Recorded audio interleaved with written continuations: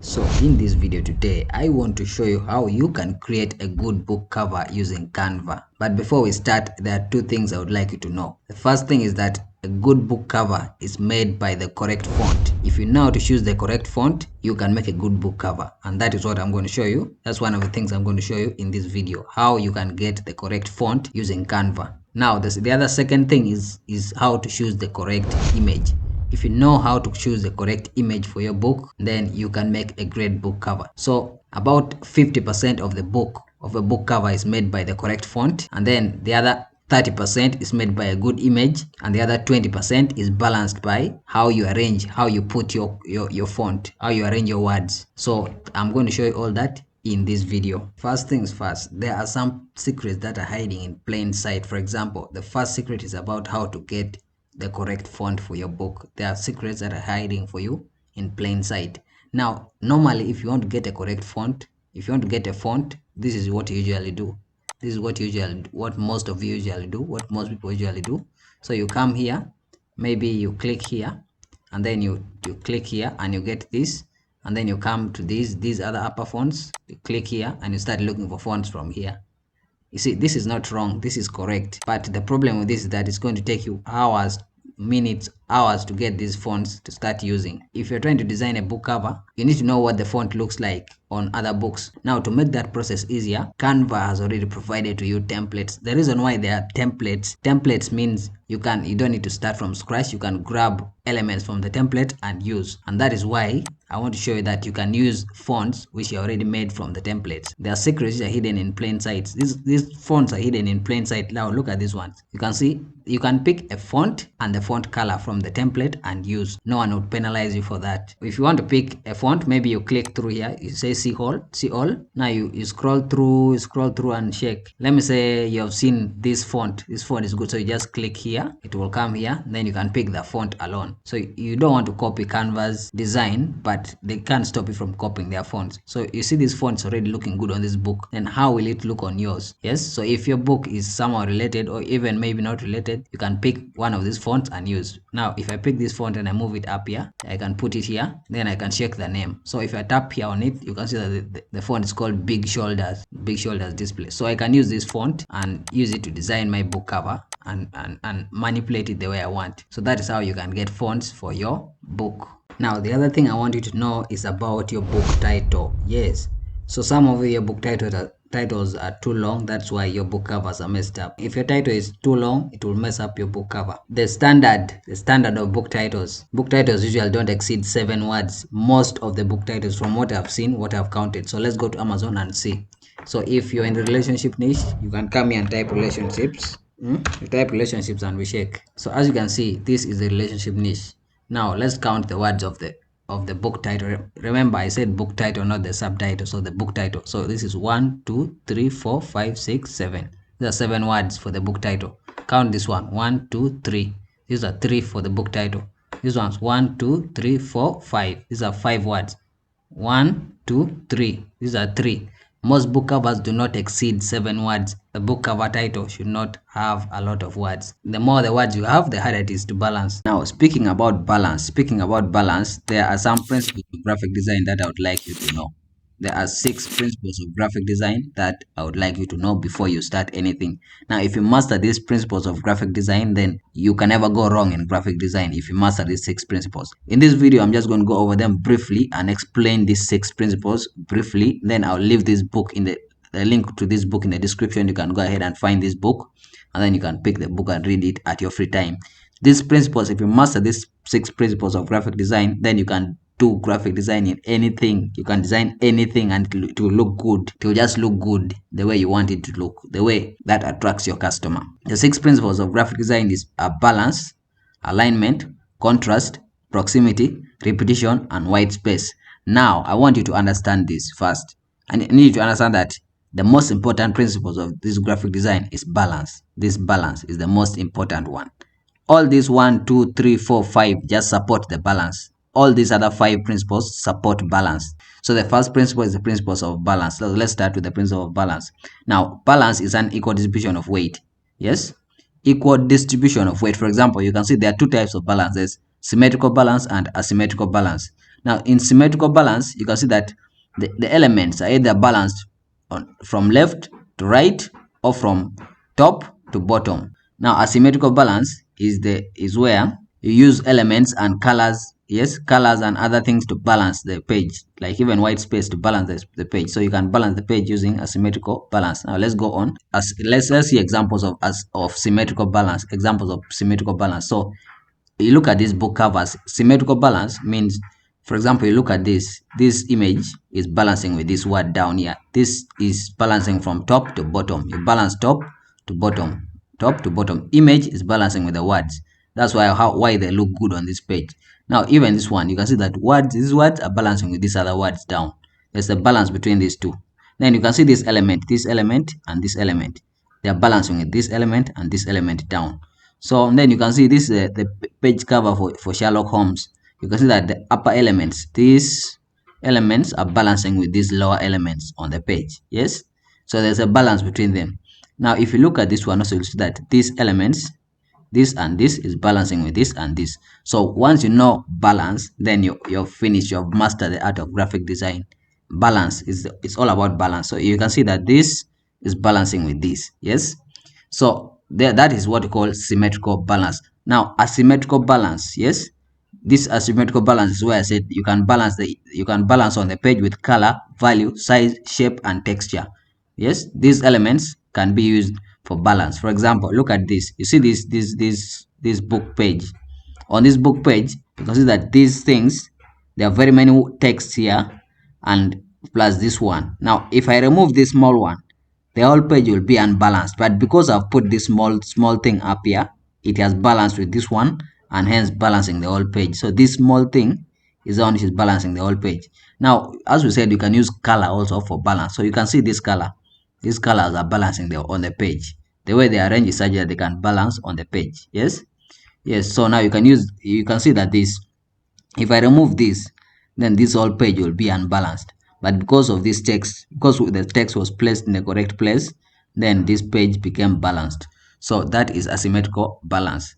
You can still get this book. I'll leave the link in the description. You can go ahead and read it. This is still balanced. You'll read this by yourself and see what balance means.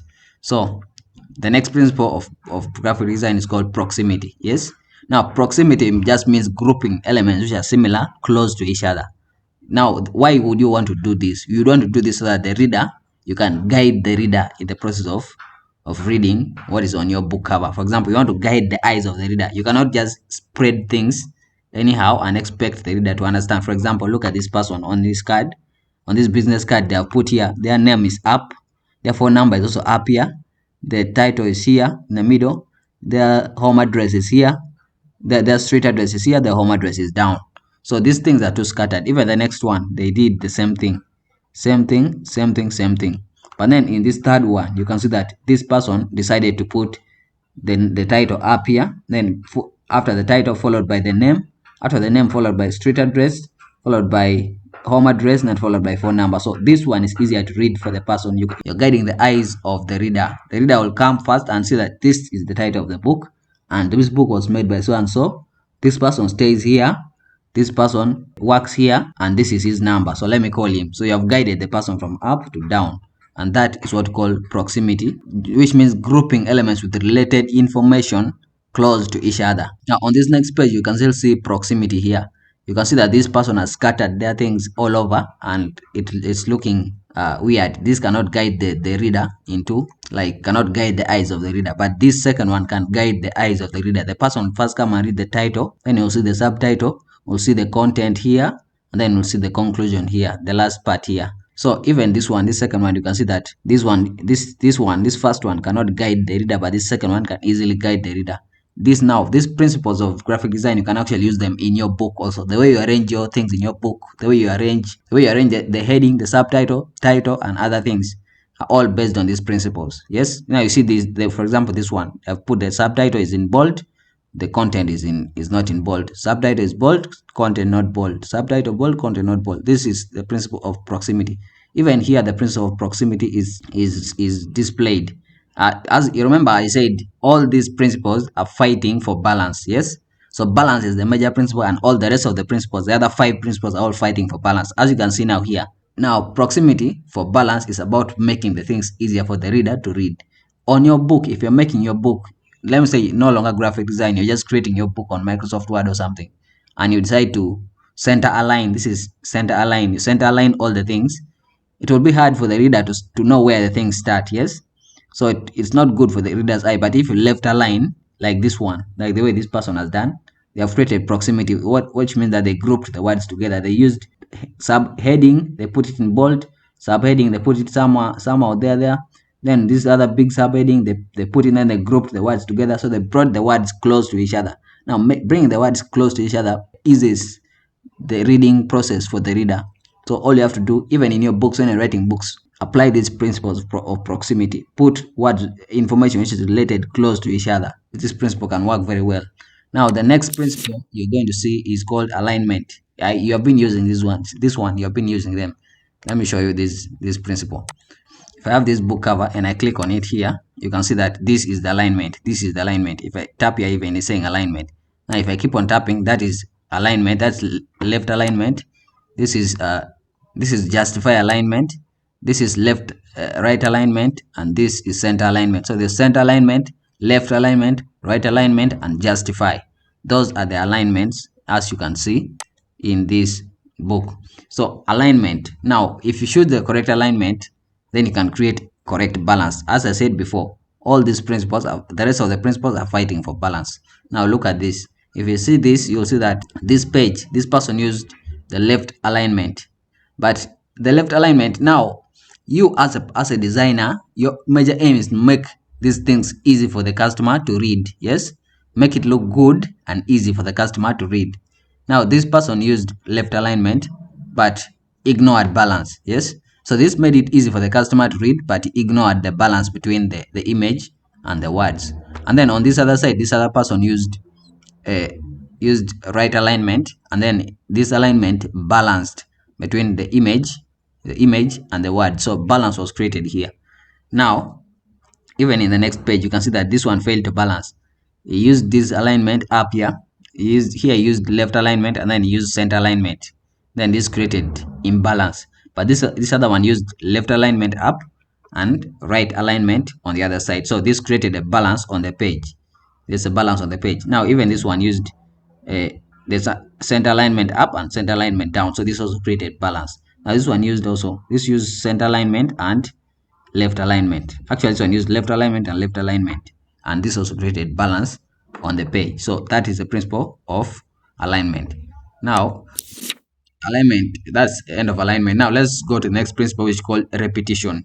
Now repetition means repeating the same elements many times on your design. Yes, so this aspect of design should be repeated throughout the design to make your design look good. For example, this person, there was no repetition in this card. You can see that there's no repetition, there's just mermaid tavern. Now in this particular one, the repetition is in bolding. There's a bold here, then there's bold here, down here. So this creates repetition. The principle of repetition is obeyed in this book. Now even this one, then in this next one, you can see that this first one, this envelope has no repetition, but this one has a repetition. This thing is repeated here, this element is repeated here, and you can see that this actually looks better than this because of the repetition. So I'm going to the next page. You see more examples of repetition.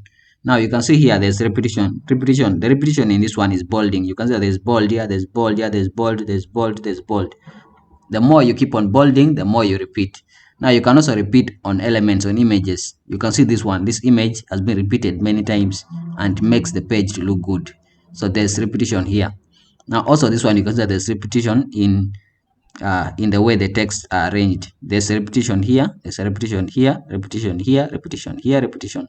So this all has repetition. Now let's go to the next principle, which is called contrast. Now this contrast simply means making the reader be able to differentiate between two elements on a page. On a page, for example, black and white. If you're trying to demonstrate black and white, look at this. This person just got a white page and wrote black and white in black and painted it white and painted it black. Yes, now this doesn't create any contrast. Contrast means ability for the reader to differentiate Now this next person did what we call contrast. They wrote the word black and painted it black, and then they wrote the word white and painted it white. So that create a contrast. Show the reader that this is this and this is this. Yes, so that is the principle of contrast. Let's see more contrast. Contrast is actually used a lot in your book writing. When you're writing your book, you can use contrast a lot in using your heading and subtitles.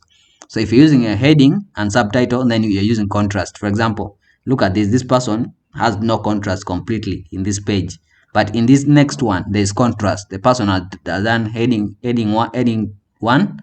When you're using header 1 and header 2, then you're creating contrast in your book every time you use header 1 and header 2. So there's this subtitle is bold, this subtitle is bold, this is bold. So you can easily differentiate between this subtitle and this subtitle, and then you can differentiate where the work starts and where the work ends. So with this heading, that means this topic starts here and ends here.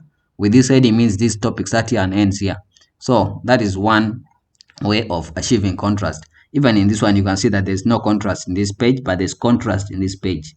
Yes, so the word detox body is bold enough, and then all the subtitles are bold. As you can see, they show that this text starts here and ends here, this next text starts here and ends here, this one starts here and ends here. So contrast is very important in your books, in fact, and on your book cover also. So this is the principle of contrast. Next, we can still see an example of contrast here. This word hugs and this word hugs. Even color can create contrast. You can see that this person used a white background, this one used a black background somewhere here, and then they aligned. So as I told you before, everything on this page tries to are fighting for balance. So contrast even fights for balance. All of them fight for balance. There's no contrast in this first one, and there's contrast in this second one. All of them are fighting for balance. Now let's go to the next so that don't waste a lot of time. On this next page, this is called white space. Now white space doesn't mean white space. It doesn't mean like white color white. This white space means empty space in a design. For example, you see this is the image, these are the words, and then there's this empty space here which is left empty. This is what the meaning has, they're meaning by white space. Empty space in a design. Every empty space in a design is called white space. Now even this one, white space, you can see this white space. These are the words, and there's white space all around this design. This is white space. Now if you see this man and this thing, they're just one long thing, and they're in the center, and then there's white space up here and here. There's empty space here and here. So this empty space is what we're calling white space. Now, as I said again, I'm leaving this book in the description. You can click and get it. Next, you can still see there's white space here. There's this woman is here, then there's some words here, and then there's an empty space here. You can see that the design looks good, it's balanced. In fact, as I said before, everything here is fighting for balance, so the design is balanced. So balance is very important. Now even you see, even Google page, there's white space here, white space, white space, white space, white space on this Google page, Google first page. Now you can see also this one, they balance the things in the middle and left white space here, white space here. That is the end of it. So those are the 6 principles of graphic design. They are called balance, alignment, contrast, proximity, repetition, and white space. So those are the 6 principles of graphic designs. Get the book, click the link in the description and get this book. Read this book. By the time you finish reading this book, you'll be a master in graphic design. You'll know all the principles of graphic design.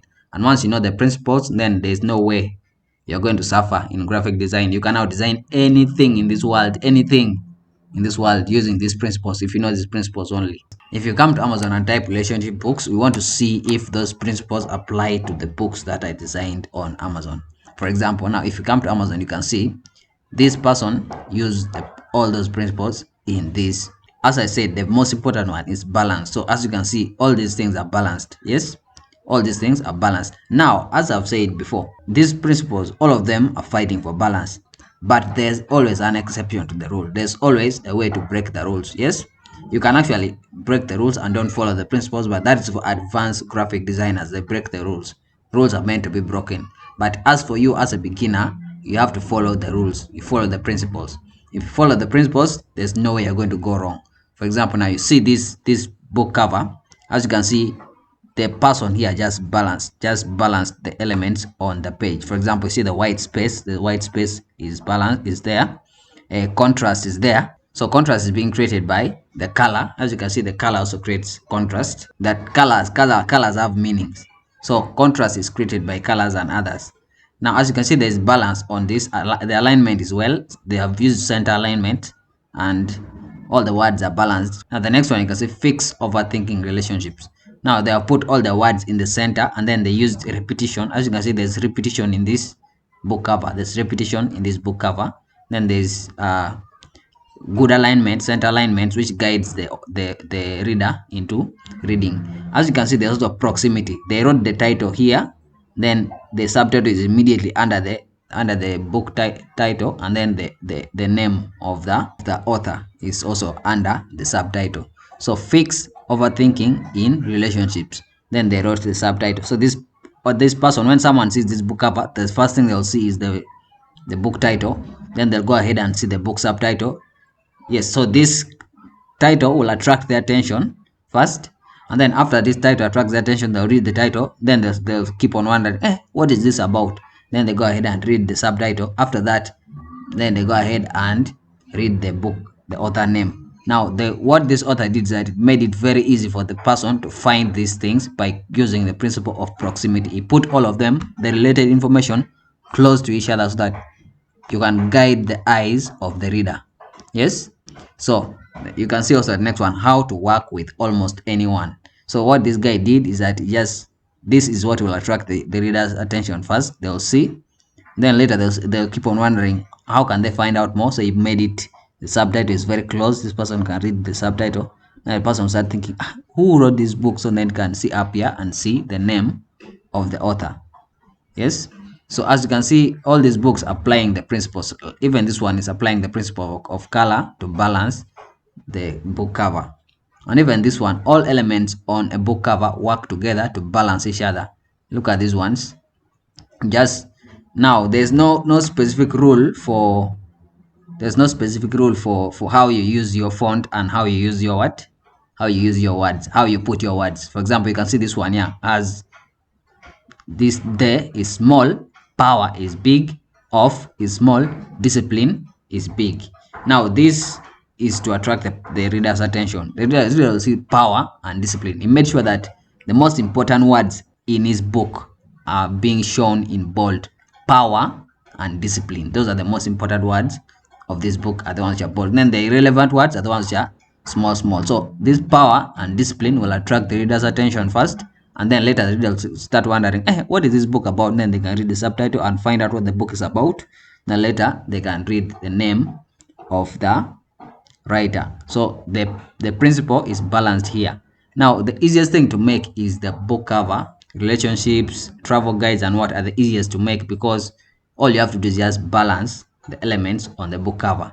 So you can see here this person used the principle of balance very well. You can see love, the word love, this L is balancing with this O, and this O is balancing with this V, and this V is balancing with this E. So there's a balance between all these words, and then these middle ones are also balancing. This is balancing with this, and this is balancing with this. And then they have used the principle of proximity very well. Yes, as you can see, there's proximity inside here. Now, as I've said, there's breakage of rules. Rules are meant to be broken. You can see that they have broken the rule of proximity on this, the word love. They have used L here, they have used O here, they have used V here, they have used E here. They have broken the rule of proximity, but they have compensated and used it to balance. As long as it is balanced, so we have said balance is the most important one. You can only apply maybe 2 principles as long as your book is balanced. You don't need to apply all the principles on a book cover. Yes, you can just apply only maybe 2 principles and everything will work out. So this person applied how many principles? Let's see. Balance first. Yep, he is trying to achieve balance, so he applied some small proximity here and here. This is some small proximity. He applied the principle of white space. There's some white space here, you can see. Then balance was achieved. Yeah, that's what he has used. This person has used those principles. Now even here you can see there's these words are balancing with these lower things. Yes, and then this one is balancing with this. So the principle of balance has been achieved on this page. So as you can see, all these people, just these book covers are just fighting for balance. So balance, balance, balance, and balance. Now if you have watched this video up to here, now this is the interesting part. Let's get into the process of making the book covers. But this video is now long enough. I'm going to make another video for making the book covers using Canva. And you can find the link of the video in the description. By the time I'm posting this video, that means I've already made part 2 of the video, which I'll leave the link in the comment section or description of this video. Click on the link and go and watch the book cover making process. If you like this kind of content, make sure you hit that subscribe button so you don't miss what I'm going to show you in the next video.